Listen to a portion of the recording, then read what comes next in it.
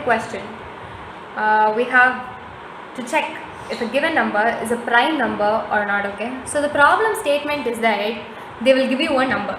Okay, they'll give you a number n, and you're supposed to find out if the given number n is a prime number or not. So suppose that n is going to be 3. We know that yes, it's a prime number. So if it is a prime number, we return 1. Okay. If at all it is not a prime number, then you return 0. Okay. If at all it's not a prime number, you return 0. If it's a prime number, you return 1. If it's not a prime number, you return 0. Not a prime. So if you have not seen the previous video of factors of numbers, kindly go through it, because this is going to be a continuation of that problem. Okay. So in the previous problem of factors of number, the last optimized version was that we saw some code like this, right? So wherein we found out, we went through from 1 till square root of n, and if n mod I is 0, then we pushed I, and we also pushed n by I, and we tried to sort things out, and finally we returned the complete list of factors, right? That is, we had, if it's 12, it's 1 cross 12, 2 cross 6, and then 3 cross 4. We have this. So for every iteration we shall receive a pair, right? For iteration number 1 we receive this, for iteration number 2 we receive this, and for iteration 3 we receive this, right? So this was how this worked. So what do you mean by a prime number? Prime number is simply that it is going to have 1 and itself. So for 36, it's 1 cross 36. It's not a prime number actually. You get it as 2 cross 18, 3 cross 12, 6 cross 6, yes. So we have these many things, right? So if at all it's a prime number, so suppose that 2 is a prime, 2 is a prime number. So we had only 1 cross 2. We can no further write pairs. So this is the last pair you can write, right? But for 36 we have more than that. We have 2 cross 18, we have 3 cross 12, we have more, right? We have these many extras. But if at all it's going to be a prime number, we don't have any extra. It's 1 and only itself. Okay. So using this code, we are going to try writing the program for prime number or not. So what did this code actually do? It helped us find every pair, right? But we have to only find the first pair. If at all it is going to go for something more than 2, then it's of course yes, not a prime number at all. That is the definition of a prime number, right? So starting off with, 1 is neither prime nor composite, but according to the problem statement, we will be returning 0 if at all we get 1. Okay. So now we know that it is the program is going to return either a 0 or a 1. It's going to return a 1 if it's a prime number, and it's going to return 0 if it's not a prime number, right? So the return type is integer, int prime or not. Okay, int n. So n is a number that the user is going to give as input. So now if this n is 1, we know that 1 is neither prime nor composite. So according to our problem statement, we will be returning 0. Okay. If at all they have given return some other number, if at all it's 1, then return the number that's given in the problem statement. But right now I'm taking it as 0, return 0. If we according to the prime number definition, if we have any number that is more than 2, okay, we only want 1 in itself. If the factor is only 1 in itself, then it's a prime number. If there is any other number greater than 2 or greater than 2, then of course yes, it's not a prime number.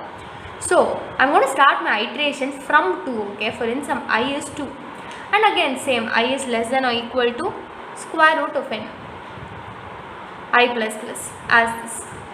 Instead of 1, I need this first pair, so I'm neglecting the first pair off. But anything more than the first pair, I'm planning to remove it. So anything more than the first pair, if at all I get anything more than the first pair, it is not a prime number. So if n mod I is 0, so even if any one number from 2 to square root of n is divisible by n, then I'll return 0 because I have something more.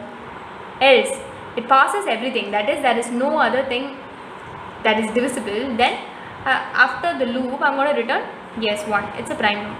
So let's go for the code walkthrough right now. Suppose that I have 36, okay.